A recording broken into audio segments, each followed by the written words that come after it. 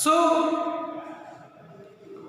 now we shall see the most important graph of this whole book, that is binding energy per nucleon versus atomic mass. ये graph इतना important है कि यही आपको बताएगा क्यों कुछ एटम्स न्यूक्लियर फ्यूजन करते हैं और कुछ एटम न्यूक्लियर फिजन करते हैं। इससे पहले बाइंडिंग एनर्जी पर न्यूक्लियन की इंपॉर्टेंस के बारे में हमने डिस्कस किया था।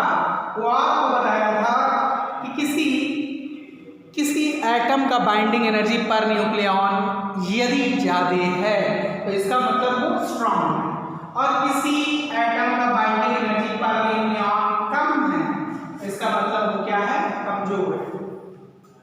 देखिए हमने क्या किया, जितने भी एलिमेंट्स हमारे पास हैं, आप जानते हैं जितने भी एलिमेंट्स हमारे पास हैं हमने उनकी बाइंडिंग एनर्जी पर न्यूक्लियन निकाली और एक ग्राफ ड्रॉ किया। हमने क्या पाया, देखिए ध्यान से देखिए, हमने क्या किया, बाइंडिंग पहले एटॉमिक मास को ड्रॉ किया है किस ऑर्डर में, 50 के टर्म्स में। इसको अभी छोड़ दीजिए, 50, 100, फिर सॉरी 25, 50, 25 का 25, 25 है पहला था हमारा एक्चुअली। 25 के बाद अगला 50 के बाद अगला 75, फिर 100, फिर 125, फिर 150, फिर 200, फिर 225 और then 250। ये याद रखने के लिए ये पॉइंट्स हमें बताएंगे कि इसके इधर हमने इसको ड्रॉ किया है, ऐसे एटॉमिक मासेस को ड्रॉ किया है, इनका एटॉमिक मास जो है 25 के अंदर है। हाइड्रोजन, लिथियम, नाइट्रोजन, ऑक्सीजन, है ना, ऑक्सीजन, ये सारे सबके जो एटॉमिक नंबर है वो क्या है, 25 से कम है। उसके आगे हम चलते हैं, तो जब हम आगे चलेंगे तो हम देखेंगे ये 30 एक्चुअली यहाँ नहीं होना चाहिए था,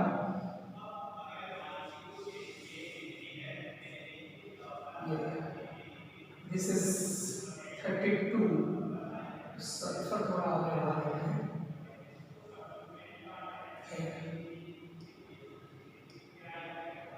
दिस इज सल्फर, ठीक है, सल्फर आप जानते हैं सल्फर का मास कितना होता है, 32।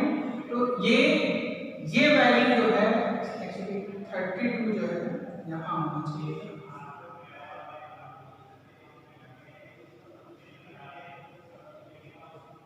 ये अभी बता रहे हैं जोन ऑफ स्टेबिलिटी के लिए ड्रॉ किया था 30, तो 30 से थोड़ा इधर आना चाहिए था। तो दिस इज आवर सल्फर, यहाँ दिस इज आवर सल्फर, ठीक है। ये पॉइंट सल्फर का मास आप जानते हैं कितना होता है, यहाँ लिख देते हैं 32, दिस इज S32 सल्फर, ये पॉइंट सल्फर। तो आप देखो ये जितने एटम्स 30 से इधर हैं इनका बाइंडिंग एनर्जी पर न्यूक्लियन पे ध्यान दो। हाइड्रोजन, हीलियम और लिथियम, इनकी बाइंडिंग एनर्जी कम है, लगभग हाइड्रोजन और सॉरी ड्यूटेरियम और ट्रिटियम की बाइंडिंग एनर्जी पर न्यूक्लियन तो ये लगभग 2.5 से भी कम है ना, 2.5 मेगा 2.5 मेगा इलेक्ट्रॉन पर mega electron volt per nucleon से भी कम है। आगे चलते हैं तो हम देखते हैं कि हमें एवरेज चेंज मिलता है इसमें, हीलियम कुछ पीक्स मिलते हैं इसमें, जैसे हीलियम एक पीक है, कार्बन एक पीक है, ऑक्सीजन एक पीक है, सल्फर इस केस में एक पीक है, 32 है इसका मास। तो हालांकि हम अभी इधर नहीं चलेंगे 30 के उधर, तो ये the elements on the peaks like helium, carbon and oxygen having large value of binding energy पर न्यूक्लियन। हीलियम का देख लो, जबकि वहीं लिथियम का क्या है 6 से कम है, हीलियम का क्या है, हीलियम का तो भैया 7 के आसपास आ रहा है। वहीं आप देखो कार्बन का 8 से ऊपर है, हाई स्टेबल है। नाइट्रोजन की बात कर लेते हैं, लाइक नाइट्रोजन, और उसी तरह देख लो लिथियम -18 यहाँ पे कर सकते हो, एक ऑक्सीजन का आइसोटोप है इस वाले में। तो यहाँ पे लिथियम, नाइट्रोजन एंड ऑक्सीजन 18 है very small value of binding energy पर nucleon corresponding to their neighbours. जैसे कि कार्बन उसका नेबर है, लेकिन उसी में आप देखो नाइट्रोजन के बाइंडिंग एनर्जी पर बहुत कम है। इसका कार्बन का क्या है, ये सीधे आपका कहाँ जा रहा है, 8 से ऊपर जा रहा है, सॉरी 8 के आसपास आ रहा है, ये आपका 8 है ना। This is 10, this is 6, this is 4, this is 2, ये चीज समझिए। नाउ अगर आप आगे बढ़ो, इसका मतलब बाइंडिंग एनर्जी पर nucleon of the elements less than 30 is what somewhat low, कुछ कम है। और कितना कम है, लगभग 8 के आसपास है, मैक्सिमम 8 के आसपास पहुंचता है। जबकि सल्फर के केस में एवरेज चेंज होता है, वो 30 से देखो जाके 32 है ना। तो पहला 32 से लेके यानी 30 से लेके आप और 120 तक 100 पे मॉलिब्डेनम मिलता है, 100 पे मॉलिब्डेनम मिलता है। और मॉलिब्डेनम का बाइंडिंग करने पर न्यूक्लियन 8.6 के आसपास होता है, तो वो भी क्या है, जाते हैं। आगे बढ़ते हो देखो आयरन क्या है, आयरन का बाइंडिंग एनर्जी देखो, कुछ रेफरेंशियल पॉइंट हमको याद रखना है। शुरू कहां से हो रहा है, हाइड्रोजन, ड्यूटेरियम से, ट्रिटियम कहां गया, 3 पे, ट्रिटियम के बाद हम सीधे जा रहे हैं हीलियम, सीधे कहां गया, ये 7 पे, 7 के बाद लिथियम पे आएंगे 6, फिर पीक पे जाएंगे कार्बन 8 के पास, 8 फिर उसके बाद कार्बन के बाद नाइट्रोजन नीचे आ जाएगा, नाइट्रोजन के बाद ऑक्सीजन फिर ऊपर जाएगा, फिर थोड़ा सा नीचे आएगा ऑक्सीजन 18 के बाद सीधे हम सल्फर पे जाते हैं। सल्फर की वैल्यू जो है सीधे 8.5 के आसपास आ जाती है। उसके बाद हम हाईएस्ट पे जाते हैं, हाईएस्ट कौन है, फेरस, और फेरस कितना होगा 56 का एटॉमिक नंबर 8.75। यही वजह है क्वेश्चन आता है why iron is most stable element, most stable element in universe. Answer क्या देंगे आप, बाइंडिंग एनर्जी पर nucleon of iron is highest. Highest कितना है, 8.75 मेगा इलेक्ट्रॉन वोल्ट से याद रखना पड़ेगा भैया। Hence it is highest stable, highest stable, यह आंसर लिखना है आपको। इसमें कोई दिक्कत किसी को, तुरंत आप ऐसे आंसर लिख देंगे, why iron is the most stable element in the universe. तो इसका आंसर आप ऐसे लिख देंगे, बाइंडिंग एनर्जी पर nucleon of iron is highest 8.75 stable. चलिए ये हो गया। आगे की तरफ बढ़ते हैं, हमारे को 30 से लेके मॉलिब्डेनम का 100 है, ये रेफरेंशियल पॉइंट है इसलिए मॉलिब्डेनम को हमने ऐसे रेफर कर दिया है। ये पॉइंट मॉलिब्डेनम को शो करता है। कौन सा वाला पॉइंट, ये वाला पॉइंट जो कहां आ रहा है 100 पे। मॉलिब्डेनम के बाद देखो, मॉलिब्डेनम के बाद फिर 120, 125, 130 तक ठीक है, 130 तक ठीक है। क्यों ठीक है, क्योंकि 130 से लेके 120 तक तो मामला सेट है, क्योंकि यहां तक आपको बाइंडिंग एनर्जी पर न्यूक्लियन जो भी मिलेगा वो क्या मिलेगा, 8.5 के आसपास मिलेगा, क्योंकि फिर भी बहुत ज्यादा है। इस रीजन में इसको जोन ऑफ स्टेबिलिटी कहते हैं, इसको जिसका वो एलिमेंट जिनका एटॉमिक नंबर 30 से लेके कहां तक जाएगा, 120 तक, कहां तक जाएगा, 120 तक। ठीक है, तो ये एलिमेंट्स जो इस रीजन में पड़ेंगे इसको कहते हैं जोन ऑफ स्टेबिलिटी, क्योंकि इस रीजन में बाइंडिंग एनर्जी पर न्यूक्लियन आप नापोगे तो बहुत हाई मिलेगा, वो मिलेगा 8.5 mega electron volt per nucleon. इसलिए इस रीजन को जोन ऑफ स्टेबिलिटी कहते हैं। यहाँ बाइंडिंग एनर्जी पर न्यूक्लियन बहुत ज्यादा है,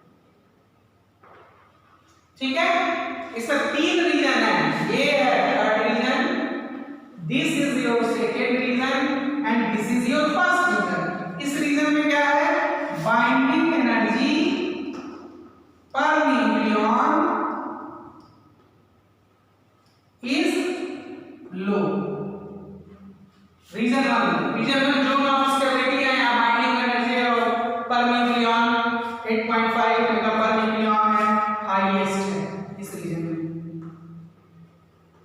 इसमें क्या है, बाइंडिंग एनर्जी पर न्यूक्लियन इज डिक्रीजिंग, है ना, कंटीन्यूअसली डिक्रीजिंग जोन 3 में। और आप आते हैं यूरेनियम 238 पे, तो देखते हैं कि इसकी बाइंडिंग एनर्जी पर न्यूक्लियन तो 7.76 मेगा इलेक्ट्रॉन वोल्ट ही रहेगी।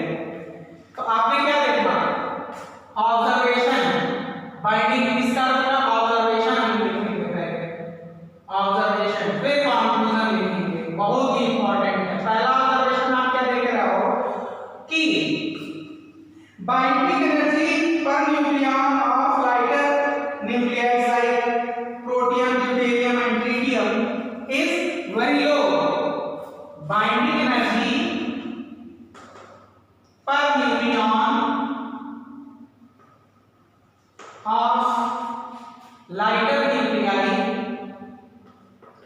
Lighter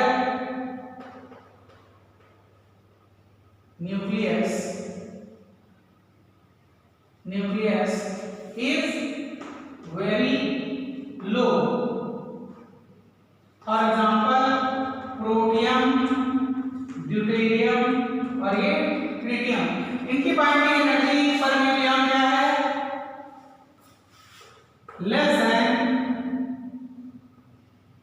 less than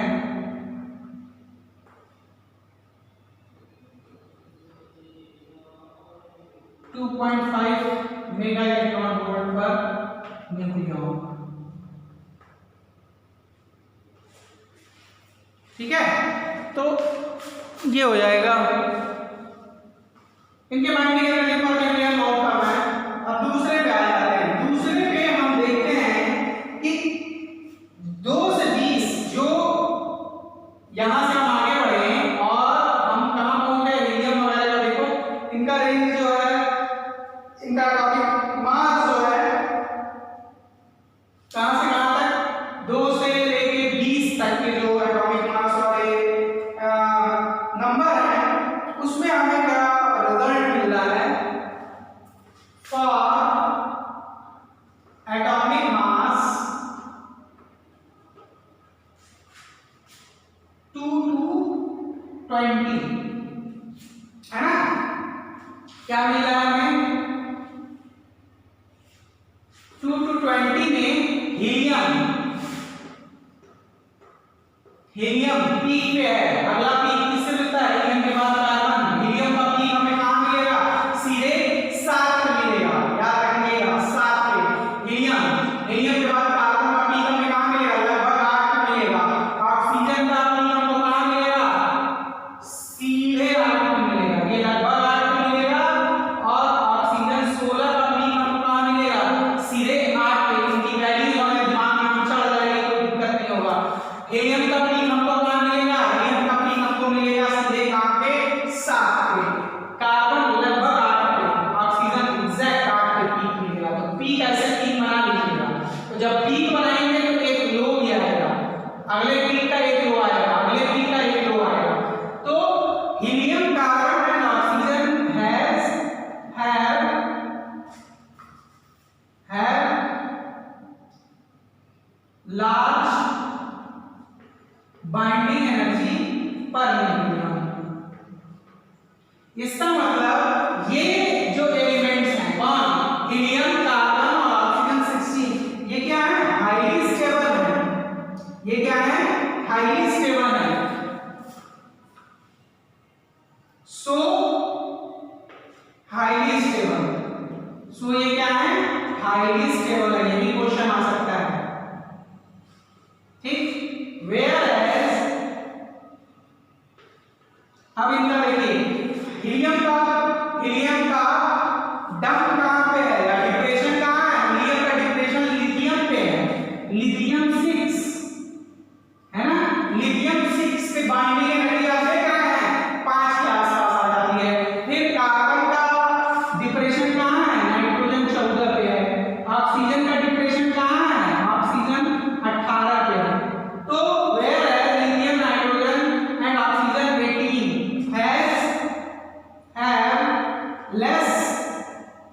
binding energy पर न्यूक्लियन।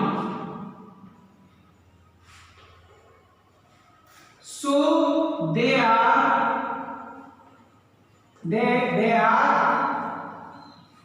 less stable। तो दो ऑब्जर्वेशन तो आपने किए, पहला और दूसरा। अब तीसरा देखो, तीसरा ऑब्जर्वेशन ये है कि binding energy of the nucleus line between 30 to 120 is on an average 8.5 mega electron volt। तो this region is known as zone of stability। ठीक है, अब हम बाकी के ऑब्जर्वेशन, पहला और दूसरा ऑब्जर्वेशन आपने नोट कर लिया होगा। अब हम तीसरे और चौथे ऑब्जर्वेशन की बात करते हैं। तो थर्ड ऑब्जर्वेशन जो है हमारा वो ये है कि elements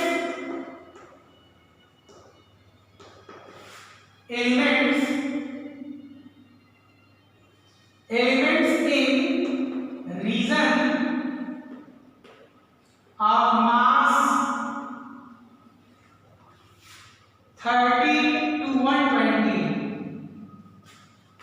is having high value of binding energy per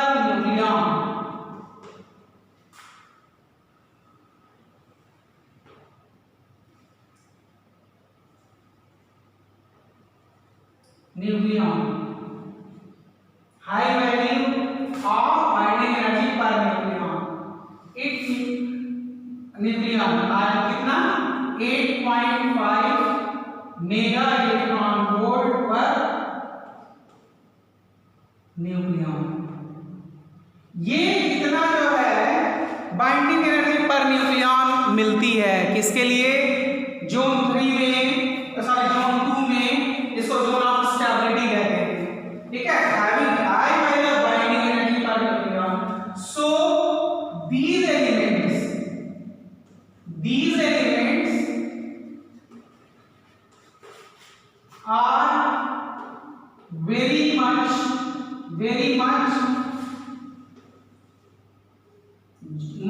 stable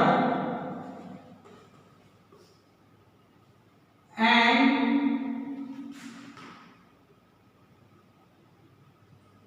(30 to 120) is known as zone of stability। याद रखिएगा, सबकी चाहत गरीब, इनके बाइंडिंग एनर्जी पर न्यूक्लियन क्या कम है, इनकी चाहत ये है कि कूद के कहां पहुंच जाए, जोन ऑफ स्टेबिलिटी, यानी अमीरों के घराने में। ये है पांच इलाका जहां सभी डॉक्टर, इंजीनियर, बिल्डर्स और बड़े ही अमीर घराने के लोग रहते हैं। तो इन गरीबों की भी चाहत है कि किसी तरह जोन ऑफ स्टेबिलिटी में पहुंच के अपनी बाइंडिंग एनर्जी पर न्यूक्लियन अर्थात धन बढ़ा लें, पैसा कौड़ी बढ़ा लें। अब इधर की बात करिए, ये लोग कौन है, ये लोग वो हैं कि जिनका पेट इतना ज्यादा भर चुका है कि पेट फटने की कगार पे है। मतलब इनके पास इतनी प्रॉपर्टी है कि अब प्रॉपर्टी संभल ही नहीं रही है, इसलिए ये चाह रहे हैं कि इतनी प्रॉपर्टी हम रख के क्या करेंगे जो हमसे संभलेगी नहीं। इसलिए ये चाहते हैं कि हम अपने दो टुकड़े कर दें, क्योंकि आप इस रीजन में देख रहे हैं मास जो है बहुत ज्यादा है, 200 से ज्यादा है, और टूट के जब 200 से ज्यादा वाला टूटेगा बराबर हिस्से में भी टूटेगा, तो 100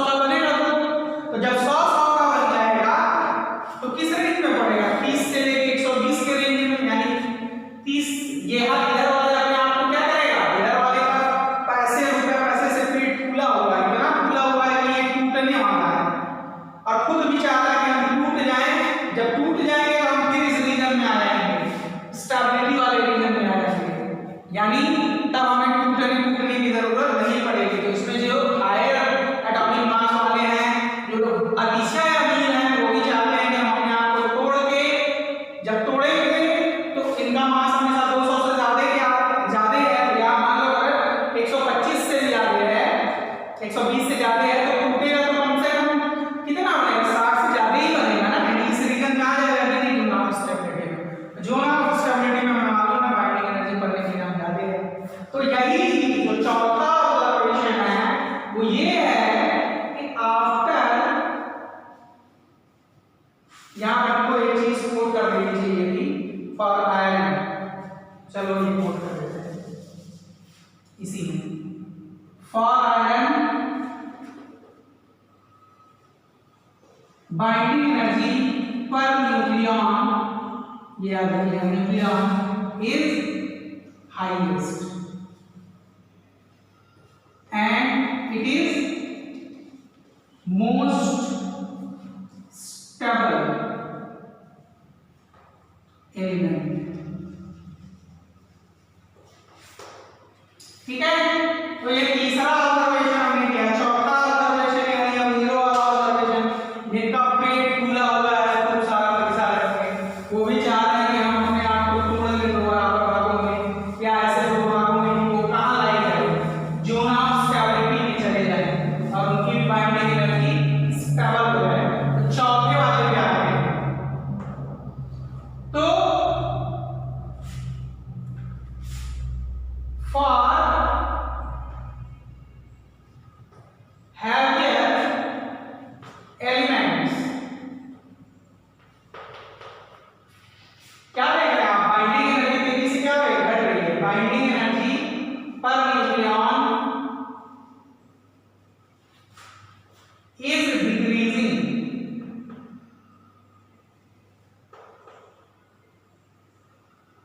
decreasing rapidly and become lowest for uranium 238, कितना आ जाता है 7.76 मेगा इलेक्ट्रॉन वोल्ट। तो ये जो ऑब्जर्वेशन हुई कि हमने क्या क्या ऑब्जर्व किया इस कर्व से, ठीक है। अब ये सारी चीजें आपने नोट कर ली, जोन ऑफ स्टेबिलिटी है। देखिए इस रीजन में बाइंडिंग एनर्जी पर न्यूक्लियन क्या हो रहा है, अब हम कंक्लूजन देखेंगे। यहाँ बाइंडिंग एनर्जी पर न्यूक्लियन घट रहा है ना, और आप जानते हैं हर एक चीज यूनिवर्स में स्टेबल रहना चाहती है।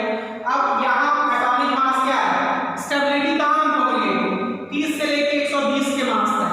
तो हम क्या करें, जहाँ जोन 3 है, जहाँ बाइंडिंग एनर्जी पर न्यूक्लियन डिक्रीज हो रही है, वहां के एटम्स को हम क्या करेंगे, तोड़ देंगे। तो यहाँ के एटम्स क्या करेंगे, क्या देंगे आपको, न्यूक्लियर।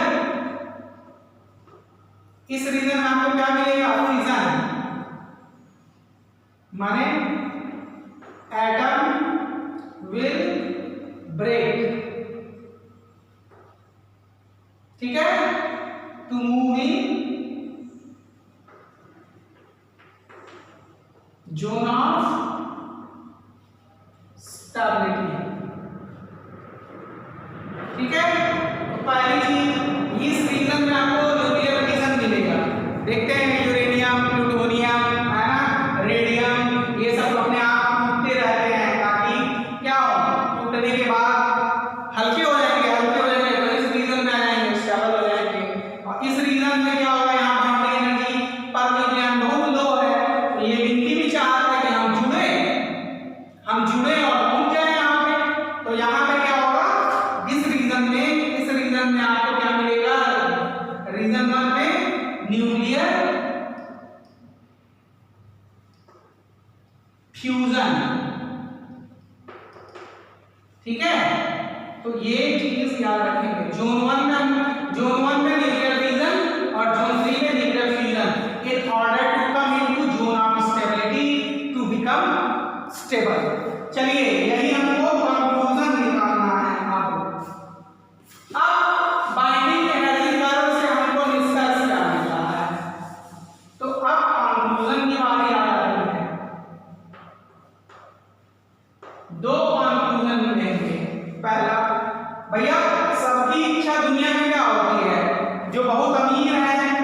भी चाहते हैं कि हम आराम से रहें, शांति से रहें, स्थिरता से रहें, स्टेबिलिटी से रहें।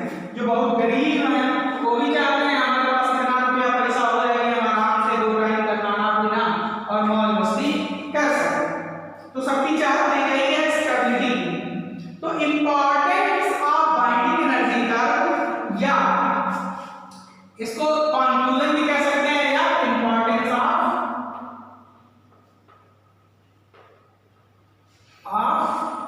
बाइंडिंग एनर्जी कर्व, ये भी कह सकते हैं। पेपर में कभी कभी ऐसे भी आता है कि कंक्लूजन बताइए या importance of binding energy curve बताइए। तो पहली इंपॉर्टेंस तो यही है कि न्यूक्लियर फिजन कौन कौन करेगा? The elements in zone 3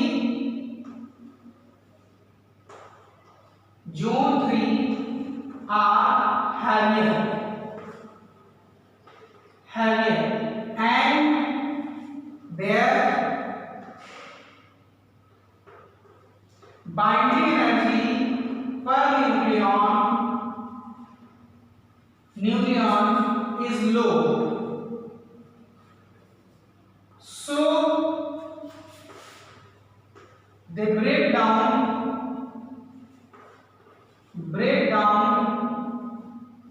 to lighter nuclei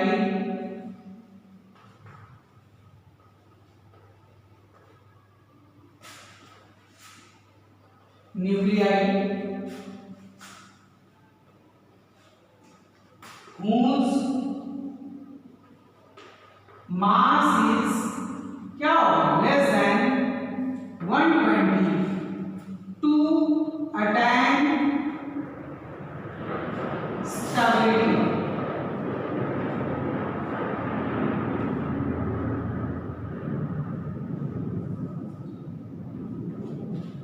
To attain stability by coming to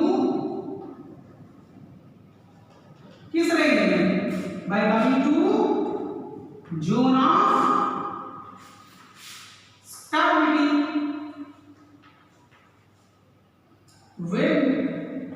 जब ऐसा होगा तो आप जानते हैं जब एक बड़ा एलिमेंट 2 भागों में टूटेगा तो क्या होगा? कुछ ना कुछ मास डिफेक्ट होगा, वो एनर्जी में कन्वर्ट होगा। तो ऐसा जब होगा, है ना, तो न्यूक्लियर फिजन होगा। क्यों? The element in the third zone are heavier and their binding energy पर nucleon is low, so they break down to the lighter nuclei whose mass is less than 120 to attain stability, है ना, by coming to zone of stability, है ना। It gives lot of heat and process is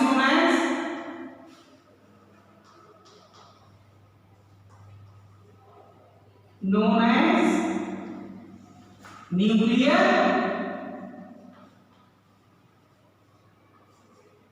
fission। fission का मतलब टूटना। तो पहला conclusion या जो इंपॉर्टेंस है वो किस लिए है कि हम किन एलिमेंट्स का चुनाव करेंगे न्यूक्लियर फिजन के लिए। किसका चुनाव करेंगे? ऐसे एलिमेंट्स का चुनाव करेंगे जिनका मास बहुत ज्यादा हो और टूटने पे क्या होगा? ये इस जोन में आ जाएंगे और बहुत सारी एनर्जी क्या करेंगे? लिबरेट करेंगे। ठीक है, इसको न्यूक्लियर फिजन कहते हैं। तो यहाँ तक किसी को दिक्कत नहीं है। दूसरा कंक्लूजन क्या है? ये नोट कर लिया है तो मैं दूसरा कंक्लूजन है इनका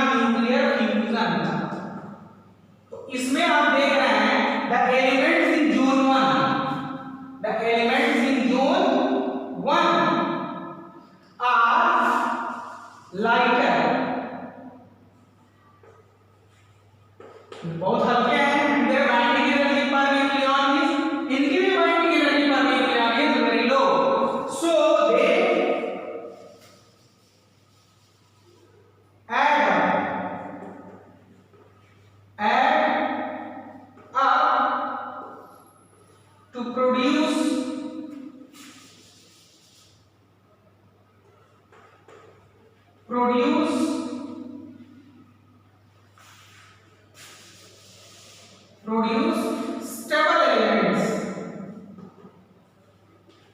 stable elements.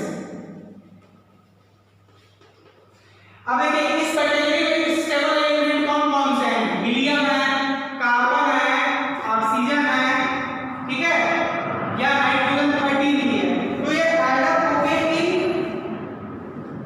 इन एलिमेंट्स में तब्दील हो जाना चाहते हैं lighter and their binding energy is low, so they add up to produce stable elements जो कि थोड़े भारी होंगे, लाइक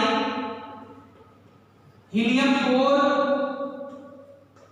कार्बन 12, 14 भी हो सकता है, या ऑक्सीजन 16, ठीक है, oxygen 16 whose binding energy per nucleon is more, whose binding energy per nucleon is more, ठीक है।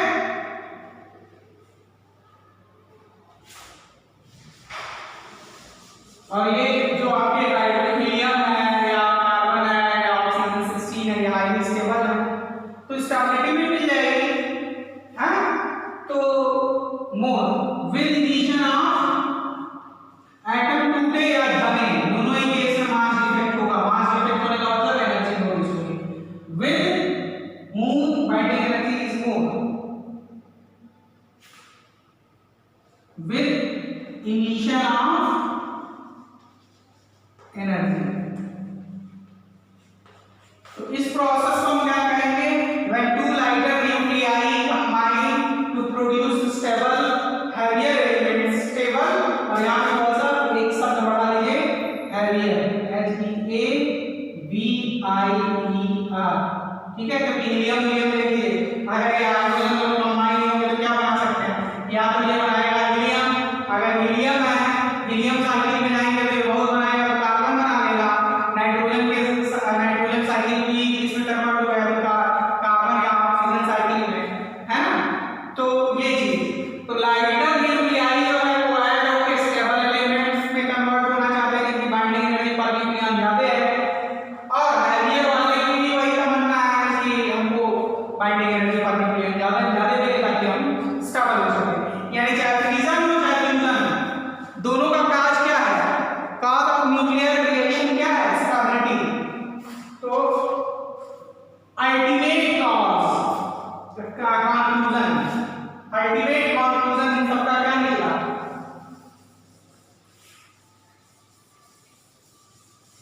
यानी कंक्लूजनों का कंक्लूजन क्या निकाला? अल्टीमेट कंक्लूजन ये निकाला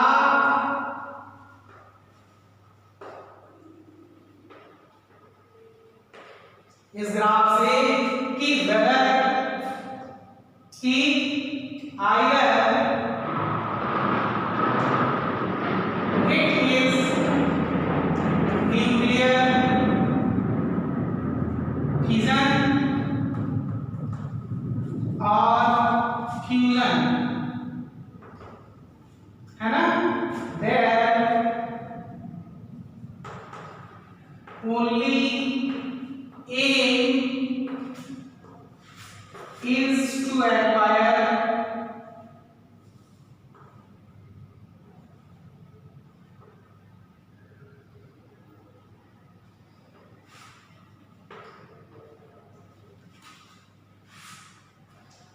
only aim is to having higher binding energy per nucleon for greater stability। तो भैया चाहे